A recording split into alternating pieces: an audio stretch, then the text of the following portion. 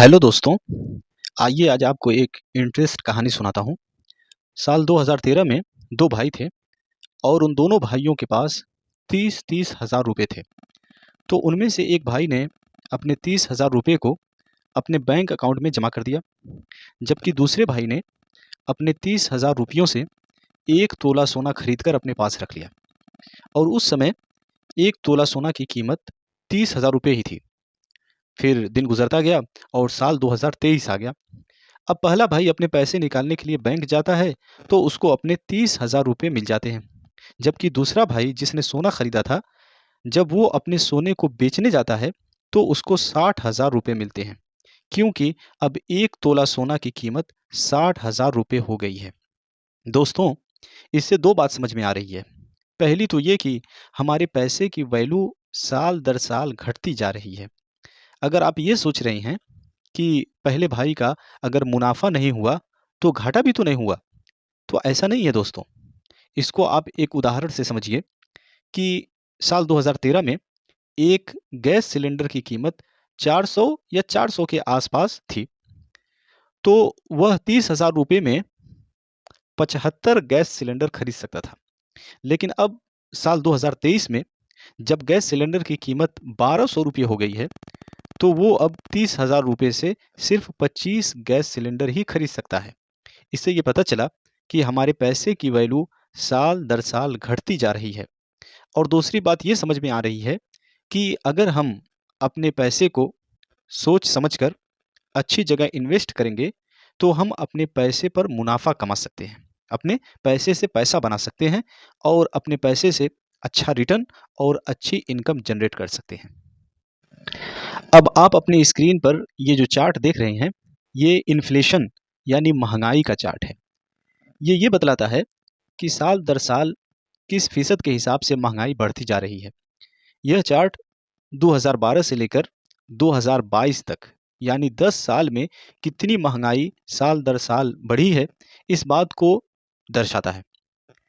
इसमें देखिए कि साल 2013 में साल 2012 के कंपैरिजन में 9.5% महंगाई बढ़ी है और उसके बाद 6%, 5%, 4.5%, ऐसे ही अगर ऑन एवरेज पकड़ा जाए तो 4% महंगाई हम कह सकते हैं कि हर साल बढ़ती जा रही है। इससे ये नतीजा निकलता है कि पिछले साल एक चीज़ अगर हमको 100 रुपये में मिल रही थी, तो वही चीज़ इस साल खरीदने के लिए हमें 104 रुपये देने पड़ रहे हैं। इस महंगाई की दर को कैसे निकाला जाता है, इसके बारे में हम एक अलग वीडियो में समझेंगे। आज के लिए इतना समझना हमारे लिए काफ़ी है। आप खुद देखिए कि इन 10 सालों में चीज़ों के दाम कहाँ से कहाँ पहुँचे हैं। खाने वाला तेल, पेट्रोल, डीज़ल, ज़मीन, बिल्डिंग मटेरियल्स, किराया, इन सब चीज़ों के दाम पिछले 10 साल के मुकाबले में 2 गुना, 3 गुना तक बढ़े हुए हैं। दोस्तों, अब हम बात करने वाले हैं टाइप्स ऑफ इन्वेस्टमेंट के बारे में कि वो कौन-कौन सी इन्वेस्टमेंट्स हैं, जहाँ पर हम अपना पैसा लगा सकते हैं और उनसे मुनाफ़ा कमा सकते हैं। इनमें सबसे पहला है FD means fixed deposit. FD bank की एक सेविंग स्कीम है, जिसमें आप एक फिक्स अमाउंट एक फिक्स्ड साल के लिए जमा करते हैं और फिर हर साल उस पर एक फिक्स्ड इंटरेस्ट रेट की दर से इंटरेस्ट पाते हैं। उदाहरण के तौर पे मान लीजिए कि आपने अपना 1 लाख रुपया 5 साल के लिए एफडी कराया है, तो 5 साल तक आप अपना 1 लाख रुपया अपने अकाउंट से निकाल नहीं सकते हैं। हाँ, 5 साल होने के बाद हर साल 5%, 6%, 7% या जैसी बैंक की पॉलिसी होती है, उस हिसाब से हर साल आपको उतना परसेंट आपको इंटरेस्ट मिलता रहेगा। यानी अगर 1 लाख रुपया आपने 5 साल की एफडी करवाई है, तो वो तकरीबन 1,27,000 रुपये 5 साल के बाद आपको मिलेंगे।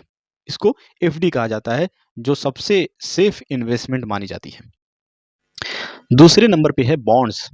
बॉन्ड्स क्या होता है कि जब सरकार, कॉरपोरेशन या किसी फाइनेंस कंपनी को पैसों की ज़रूरत होती है, तो वो बॉन्ड इशू करते हैं और फिर लोग उन बॉन्ड्स को खरीदते हैं। बॉन्ड्स खरीदने का मतलब ये होता है कि आप कंपनी या सरकार को पैसे उधार दे रहे हैं और उस बॉन्ड की एक फिक्स्ड डेट होती है, 3 साल, 5 साल या 10 साल। एग्जाम्पल के लिए मान लीजिए कि अगर आपने 1 लाख का बॉन्ड खरीदा है 5 साल के लिए, तो हर साल सरकार या कंपनी आपको 7%, 8% की दर से आपको साल दर साल या महीना महीना आपको इंटरेस्ट जो है आपको पे करेगी। और 5 साल पूरा हो जाने के बाद या जितने साल का बॉन्ड है पूरा हो जाने के बाद आपका 1 लाख रुपया पूरा आपको वापस कर दिया जाएगा। तो साल दर साल जो आपने 8% या 7% इंटरेस्ट कमाया है वो आपका मुनाफा हो जाएगा। बॉन्ड्स आमतौर पे एफडी के मुकाबले में ज़्यादा जोखिम वाला माना जाता है, इसलिए कि बॉन्ड्स में जो इंटरेस्ट रेट रहता है वो घटता और बढ़ता रहता है, लेकिन एफडी के मुकाबले में बॉन्ड्स में ज़्यादा रिटर्न मिलता है। तीसरे नंबर पे है गोल्ड, सोना। सोना एक महंगी चीज़ है जिसमें लंबे समय के लिए इन्वेस्टमेंट किया जा सकता है। सोने की कीमतें वक्त के साथ साथ बढ़ती और घटती रहती हैं, लेकिन आमतौर पे ये देखा जाता है कि लंबे समय के लिए सोने की कीमत बढ़ती ही जाती है। सोने को एक सेफ इन्वेस्टमेंट भी माना जाता है। एग्जाम्पल के तौर पे आज से 10 साल पहले 1 तोला सोना की कीमत 30,000 रुपये थी और आज 10 साल के बाद इस 1 तोला सोना की कीमत 60,000 रुपये हो गई है, यानी दुगनी हो गई है। तो अगर हम गोल्ड के अंदर इन्वेस्ट करते हैं, गोल्ड को फिजिकली या वर्चुअली अगर खरीद के उसमें जो है इन्वेस्टमेंट करते हैं, तो कहीं ना कहीं हम अच्छा मुनाफा इसके ज़रिए से कमा सकते हैं। चौथे नंबर पे है शेयर मार्केट। शेयर मार्केट को बेसिकली 2 एक्सचेंजेस रन करते हैं। BSC means Mumbai stock exchange और NSC means national stock exchange. इन दोनों एक्सचेंज पे 5,000 से ज़्यादा कंपनियां लिस्टेड हैं। मतलब कोई भी एक कंपनी जिसका आप नाम लें, वो कंपनी आपको शेयर मार्केट या स्टॉक मार्केट में आपको मिलेगी। इन कंपनियों के शेयर आप जो है खरीद सकते हैं। इस कंपनी के शेयर जो है 5 रुपया 10 रुपये से लेके 1 लाख रुपये के बीच में इन शेयरों की कीमत होती है। तो शेयरों की कीमत भी और स्टॉक की कीमत भी समय के साथ साथ घटती और बढ़ती रहती है। अगर आप किसी कंपनी का स्टॉक खरीदते हैं और कंपनी अच्छा परफॉर्म करती है, तो आपके शेयरों की कीमत बढ़ सकती है और आपको प्रॉफिट हो सकता है। लेकिन अगर कंपनी खराब परफॉर्म करती है, तो आपके शेयरों की कीमत घट सकती है और आपको नुकसान हो सकता है। स्टॉक मार्केट जो है एक जोखिम भरा इन्वेस्टमेंट है, लेकिन इसमें हाई रिटर्न भी मिलता है। अधिकतर जो है शेयर 5 गुना 10 गुना या उससे ज़्यादा जो है रिटर्न जनरेट करके देते हैं। तो शेयर मार्केट भी जोखिम भरा इन्वेस्टमेंट है, लेकिन इसमें हाई प्रॉफिट भी है। अगर हाई रिस्क है तो हाई प्रॉफिट भी है। पांचवें नंबर पे है म्यूचुअल फंड। म्यूचुअल फंड भी एक इन्वेस्टमेंट स्कीम है। कोई कंपनी एक फंड बनाती है और फिर उस फंड का एक जो है फंड मैनेजर होता है और उसके अंडर में एक्सपर्ट की एक पूरी टीम होती है। फिर बहुत सारे लोग मिलकर उस फंड में इन्वेस्ट करते हैं। जैसे एग्जाम्पल के तौर पे अगर कोई एक फंड है और उस फंड में 100 लोगों ने मिलकर एक एक हज़ार रुपया इन्वेस्ट किया है, तो फिर फंड मैनेजर उस जो है पूरे अमाउंट को 1 लाख को लेता है और उसको स्टॉक में, बॉन्ड्स में या गवर्नमेंट की अदर सिक्योरिटीज़ के अंदर उसको इन्वेस्ट कर देता है।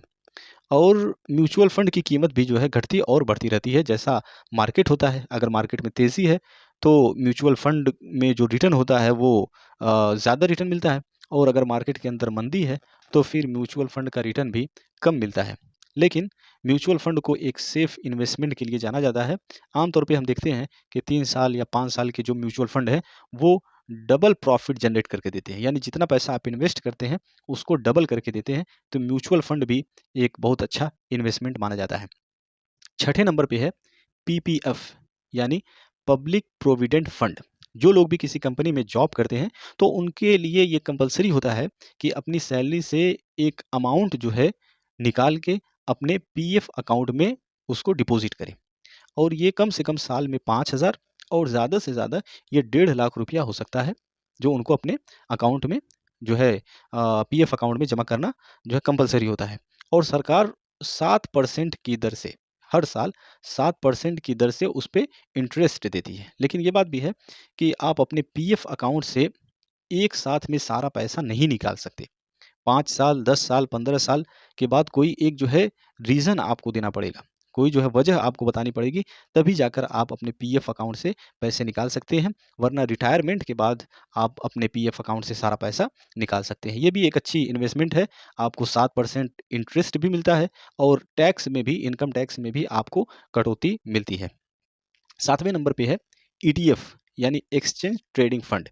ये भी म्यूचुअल फंड की तरह ही होता है, लेकिन इसमें कोई फंड मैनेजर नहीं होता है। इस फंड को जो है एक्सचेंज यानी एनएससी, नेशनल स्टॉक एक्सचेंज के द्वारा इस फंड को चलाया जाता है और इसमें इंडस्ट्रीज को कवर किया जाता है। जैसे आईटी इंडस्ट्री है, फार्मा इंडस्ट्री है, बैंक इंडस्ट्री है, फाइनेंस इंडस्ट्री है। तो इन इंडस्ट्रीज में जो टॉप की कंपनियां हैं, उनको ईटीएफ में इंक्लूड किया जाता है। उनको जो है ईटीएफ में इंक्लूड किया जाता है और फिर उसमें जो है बाइंग और सेलिंग होती है। तो ईटीएफ का भी प्राइस रोज़ाना बढ़ता और घटता रहता है और जैसा जो है इंडस्ट्री परफॉर्म करती है, उस हिसाब से आपको उस पे रिटर्न मिलता है। ये भी एक जो है सेफ इन्वेस्टमेंट है और एफडी के मुकाबले में या बॉन्ड्स के मुकाबले में अच्छा प्रॉफिट जनरेट करके देता है ईटीएफ हमारा। फिर जो है 8वें नंबर पे है एनपीएस, नेशनल पेंशन स्कीम।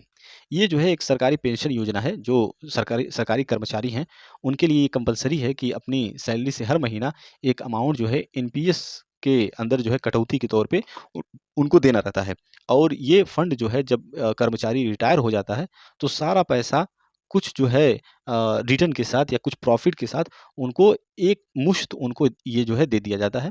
इसी को नेशनल पेंशन स्कीम कहा जाता है और इसमें भी जो प्रॉफिट होता है वो मार्केट पे ही डिपेंड करता है, क्योंकि एनपीएस का पैसा सरकार यूज़ करती है और सरकार जहाँ चाहती है उसको इन्वेस्ट करती है और उस पे जो रिटर्न जनरेट होता है, तो एनपीएस में जिन लोगों का पैसा लगा हुआ है उनको वो रिटर्न दिया जाता है। तो जो लोग सरकारी कर्मचारी हैं वो उनको तो कंपलसरी है। आम लोग भी अगर इसमें जो है इन्वेस्टमेंट करना चाहते हैं तो कर सकते हैं।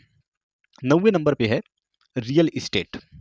रियल इस्टेट में घर, ज़मीन, दुकान और इस जैसी जो है संपत्तियों में इन्वेस्टमेंट किया जाता है। रियल इस्टेट में इन्वेस्टमेंट से लंबे समय में अच्छा रिटर्न मिल सकता है। अ, जैसे आपने कोई जो है ज़मीन खरीद कर या कोई दुकान या कोई जो है प्लॉट खरीद कर आपने छोड़ दिया और 5 साल 10 साल के बाद हम देखते हैं कि उसकी कीमत दुगुनी या 3 गुनी के करीब जो है पहुँच जाती है।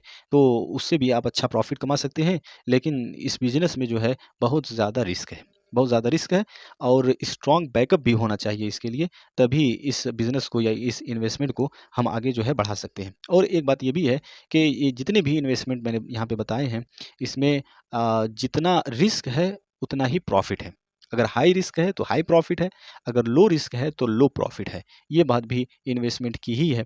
तो दोस्तों, ये कुछ इन्वेस्टमेंट थी जिसके बारे में मैंने आप लोगों को बताया। इनमें से हर एक के बारे में आने वाली वीडियो में हम डिटेल के साथ डिस्कस करेंगे कि इसके जो है एडवांटेज क्या हैं, डिसएडवांटेज क्या हैं, कैसे हम इसमें इन्वेस्टमेंट कर सकते हैं। तो आने वाली वीडियो में हम इसके बारे में बात करेंगे। अगर वीडियो अच्छी लगी हो तो वीडियो को लाइक कीजिए, चैनल को सब्सक्राइब कीजिए और अपने दोस्तों के साथ इस वीडियो को शेयर कीजिए। धन्यवाद।